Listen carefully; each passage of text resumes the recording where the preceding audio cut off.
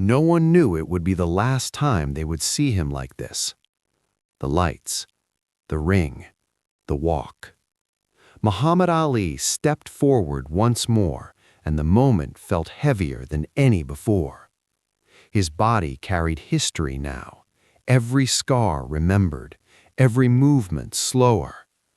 The eyes were still sharp, but time was no longer silent. This wasn't about a title, it wasn't about legacy. This was about letting go. Across the ring stood a younger man, stronger, less worn. The contrast was impossible to ignore. Ali had once been speed, he had once been fire. Now he was endurance. The crowd rose anyway, because greatness doesn't fade quietly. As the bell rang, the sound echoed differently, like a warning, like a goodbye. Ali moved forward, not with the dance of youth, but with the courage of someone who knows exactly what this costs. Punches came fast from the other side, sharp, relentless. Ali absorbed them. He always had. But this time, recovery was slower, breaths deeper, steps heavier. The ring felt smaller, the rounds felt longer.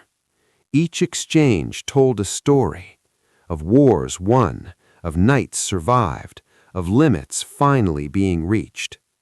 The crowd watched in silence now, not cheering, not shouting, witnessing. Ali still answered back, still raised his guard, still refused to fold. Pride kept him standing, belief kept him moving, but the body spoke its own language. The reflexes hesitated, the counters arrived late.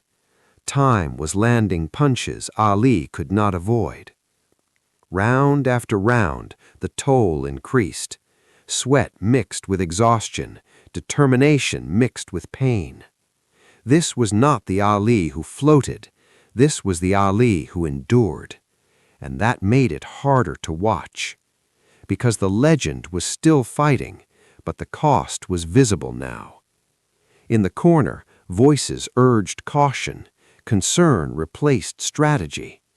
Ali listened, but only partly, because quitting had never been his language. He stepped out again. The bell rang again, and the fight continued, even as the ending became inevitable. When the final moments arrived, they did not feel dramatic. They felt honest. A quiet understanding between a man and his limits.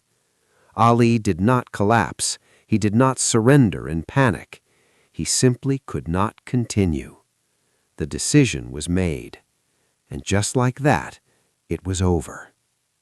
No celebration, no anger, only realization. The crowd stood, not for the result, but for the journey.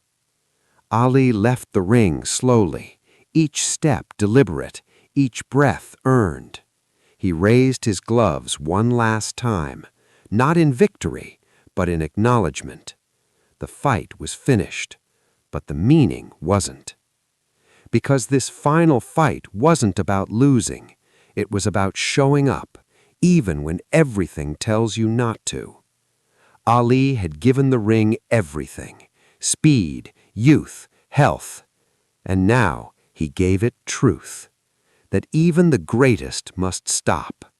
That courage sometimes looks like endurance and sometimes like walking away.